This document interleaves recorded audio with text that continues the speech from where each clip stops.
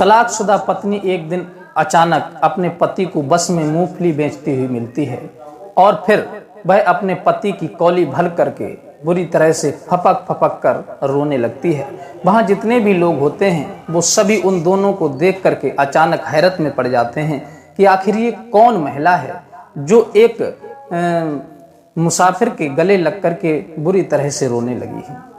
नमस्कार, मैं हूँ रितेश कुमार। स्वागत है पुनः एक बार फिर आप सभी दर्शक भाइयों का। ये कहानी बहुत ही इंटरेस्ट है और ये कहानी आपके जीवन में कुछ ना कुछ परिवर्तन जरूर लाएगी। साथियों, ये कहानी आप सुनेंगे तो आप भी सोचने पर मजबूर हो जाएंगे और आप विचार करके बताएं कि ये राहुल ने अच्छा किया या गलत किया। एक समय की बात है, राहुल जो था किसी काम से दिल्ली के लिए जा रहा था।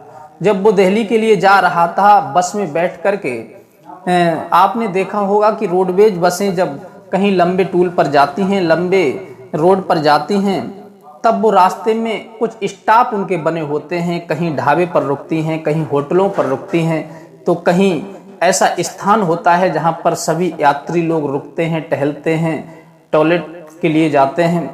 ऐसे ही कई स्थानों पर रुकते रुकते वो अपनी मंजिल को पार कर लेती हैं। राहुल जो था उसी बस में बैठा हुआ जा रहा था, तभी बस जो होती है एक ढाबे पर रुक जाती है और उस ढाबे पर रुकने के बाद में वहाँ जितने भी यात्री होते हैं वो सब उस बस से उतर जाते हैं। कोई कुछ लेने को चला जाता है, तो कोई नाश्ता करने के लिए चला जाता है और कोई टॉयलेट के लिए चला जाता है। उसी वक्त एक महिला जो होती है उसी बस में चढ़ जाती है और मूंगफली बेचने की आवाज़ लगाने लगती है कि मूंगफली ले लो।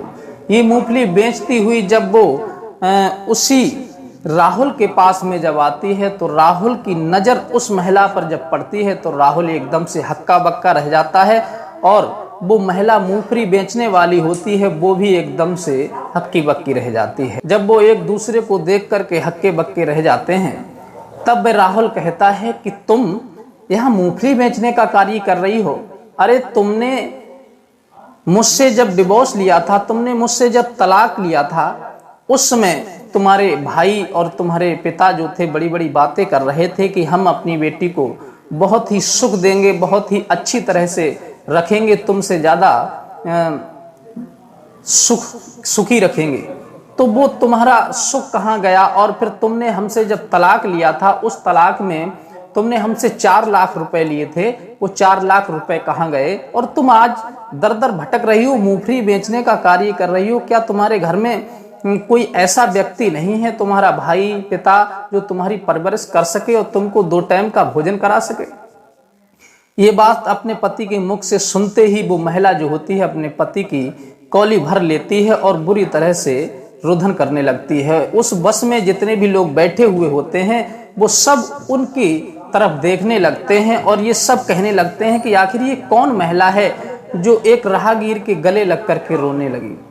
तब वो राहुल कहता है कि आप लोग परेशान मत होइए, ये हमारी पत्नी है। आज से 5 साल पहले हमारा इनसे तलाक हो गया था क्योंकि ये अपने परिवार वालों की बात मानती थी। इनका भाई जो था वो बार बार हमें आकर के धमकाता था और ये कभी भी हमसे सीधे मुंह बात नहीं करती थी। हमेशा इन्होंने अपने परिवार वालों की बात मानी, हमेशा इन्होंने अपने बाप की बात मानी और इनका भाई दारू पी करके आता था, वो भी हमें गाली गलौज करता था और इनके पिताजी आते थे, वो भी हमें सीधी बात नहीं करते थे और ये हमेशा हमको ही दोषी ठहराती रही। हमेशा हमको ही इन्होंने दोष लगाया, हमेशा हमारी कमी निकाली और अपने परिवार वालों की कभी कमी नहीं निकाली।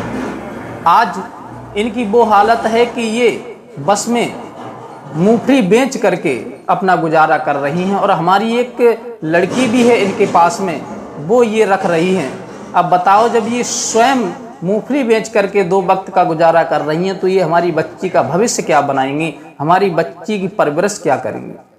अपने पति के मुख से ये बात सुन करके वो महिला जो होती है रोने लगती है और अपने पति के हाथ जोड़ने लगती है, कहने लगती है बस क्षमा करो, मुझसे बहुत बड़ी गलती हो गई। जो 4 लाख रुपए मैंने तुमसे फैसले में लिए थे वो मेरे भाई ने मुझसे ले लिए और उसने सब जुआ में, दारू में उड़ा दिए। अब हमारे घर पर कुछ नहीं रहा और हमारे भाई ने कह दिया कि तुम्हें रहने के लिए यहाँ कोई जगह नहीं है, यहाँ से चली जाओ।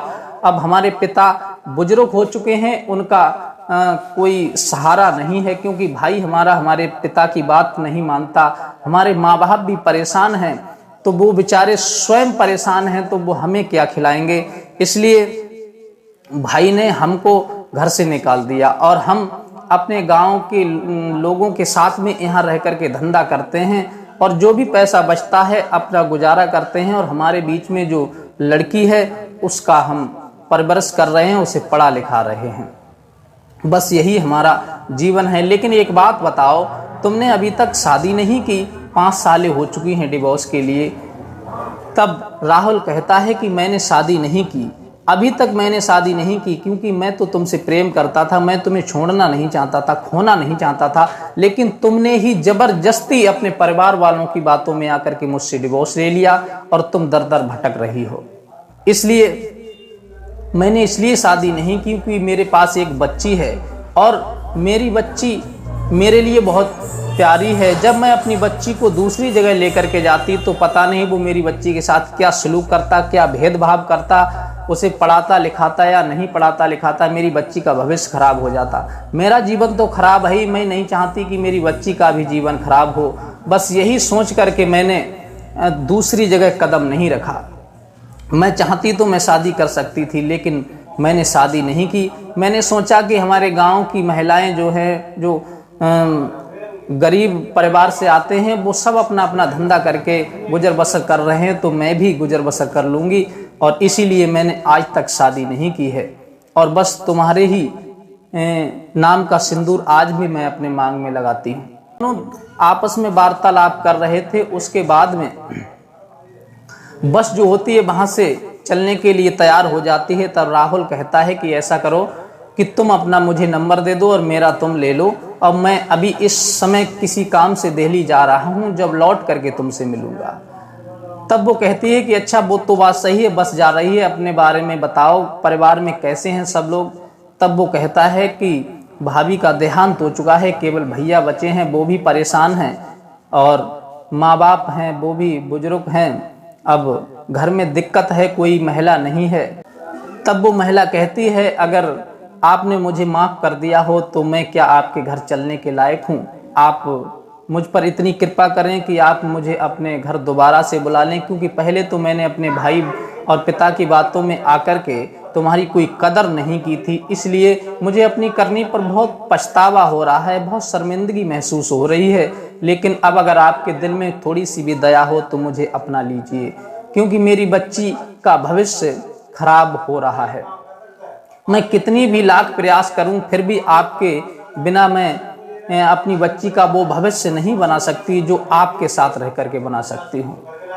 राहुल कहने लगा, कोई बात नहीं है, मैं जब दिल्ली से लौट करके आऊँगा, नौकरी के सिलसिले में जा रहा हूँ इंटरव्यू देने के लिए, और जब लौट करके आऊँगा तब तुमसे आकर के मिलूँगा। बस जो है दिल्ली के लिए चली जाती है। और जब लौट करके राहुल उसी ढाबे पर बस जब रुकती है, तब वो अपनी पत्नी को फ़ोन करता है। तब उसकी पत्नी जो तलाकशुदा होती है वो आती है और अपने पति को अपने कमरे पर बुला करके ले जाती है, जहाँ उसकी बच्ची रहती थी, बच्ची और खुद रहती थी। तब वो राहुल जो होता है वहीं बैठ जाता है और अपनी बच्ची से भी हंसने बोलने लगता है, उसे खिलाने लगता है, दुलार करने लगता है। और उसके बाद में अपने भाई को फ़ोन करता है, अपने पिताजी को फ़ोन करता है कि पिताजी, आज एक ढाबे पर मूंगफली बेचती हुई हमारी पत्नी, जो पहले हमारा तलाक हो चुका था, वो मिल गई है, अगर आपकी इजाज़त हो तो मैं उसे लेकर के आ जाऊं। उसके भाई और पिताजी कहने लगते हैं, बेटा इसमें सोचने वाली क्या बात है, अगर बहू के इरादे बदल गए हैं और बहू अगर सुधर गई है, वो अपने घर को दोबारा से जोड़ना चाहती है, रहना चाहती है, परिवार को अच्छी तरह से संभालना चाहती है, तो आज भी उसके लिए दरवाजे खुले हैं, अगर वो आना चाहती है तो उसे बुला करके ले आओ।